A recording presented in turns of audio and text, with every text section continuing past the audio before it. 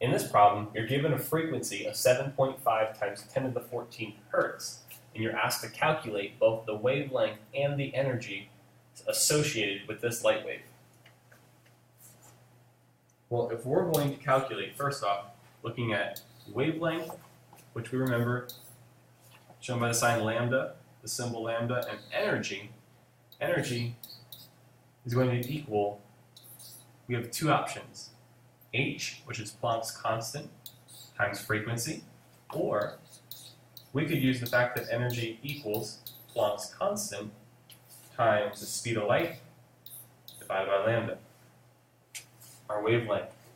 In the second equation, we rearranged our speed of light equation. C equals lambda times frequency.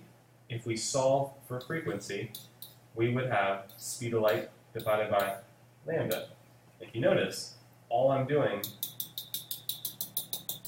is substituting this equivalent into this equation. So where you have frequency here, I substituted what frequency equals into the energy equation. You can use either to solve for this problem. So let's start. We are given a frequency, and we're first asked to solve for a wavelength. So let's use our speed of light equation. We're solving for a wavelength, so wavelength equals speed of light divided by frequency. We use the 3.0 times 10 to the 8 meters per second. Divide that by our frequency. Our given frequency in this case is 7.5 times 10 to the 14th hertz. Remember, hertz is equal to cycles per second, so technically 7.5 times 10 to the 14th waves per second. And we can solve. And we're going to solve and get an answer in meters. So 4.0 times 10 to the 7 meters. Negative 7 meters. But remember, we now have an answer in meters. And the question, if it asks for nanometers, we'd have to convert meters into nanometers. Using the information that 1 nanometer equals 1 times 10 to the negative 9 meters, we can take the 4.0 times 10 to the negative 7 meters.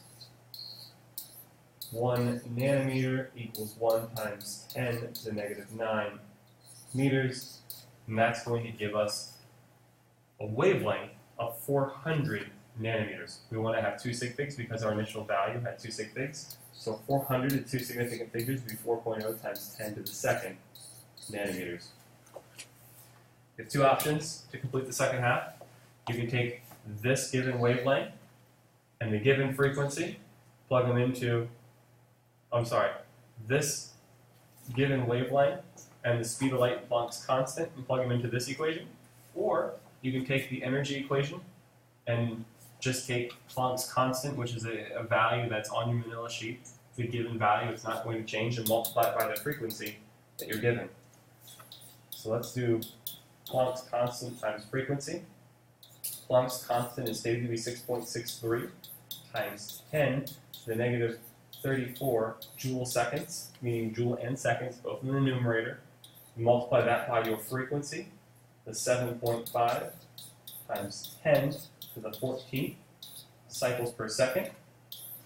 You're going to see that seconds will end up canceling. You're left with just joules, which makes sense because we are solving for energy. And in this case, our value will be 5.0 times 10 to the negative 19 joules. So we have our given amount of energy, and we have our associated wavelength.